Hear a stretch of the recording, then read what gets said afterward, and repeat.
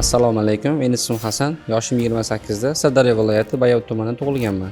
IT yo'nalishiga avvalo akam sabab bo'lgan. Menda ikkita yo'l bor edi. U yoqqa yo bu yoqqa deganday, yoki mashina ustasi, ya'ni motor hadoviga shogird tushish yoki bo'lmasa IT sohasida ketish ikkita yo'l bo'lgan. Shunda IT sohasini tanlaganman. Astrom IT akademiyasida software engineering yo'nalishi bo'yicha o'qiganman. IT yo'nalishida qiyinchilik men uchun tilni yaxshi bilmaganligim sabab bo'lgan. Ya'ni tilni bilmaganim ozgina qiynalganman sohada. Afzalligi qishda issiq joyda o'tirasiz yoki salqin joyda. Hozirda faoliyatim Red Fox studiyasida proyekt menejer bo'lib ishlayman. Undan tashqari o'z startap loyihamni ko'tarib kelmoqdaman. Birinchi loyiham sartaroshlarni onlayn zakaz qilish bo'yicha ilova ishlab chiqqandik. Ya'ni loyihamiz uchmadi, to'g'rirog'i bozorga kira olmadik, sababi bozorda yaxshi o'rganmaganligimiz bo'ldi.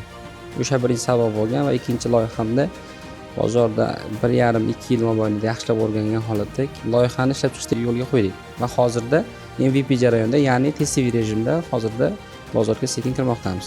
Eng katta xatoim tilni bilmaganligim, yaxshi bilmaganligim. Jamoaviy ishlashda asosan proyekt menejerlik meni yo'nalishim o'zi. O'sha yo'nalishda ketganman. Komandani boshqarish menga osonroq, chem kod yozgandan ko'ra. Birinchi navbatda o'z startap loyihamni Esenga Yevropa bozorlariga olib chiqish.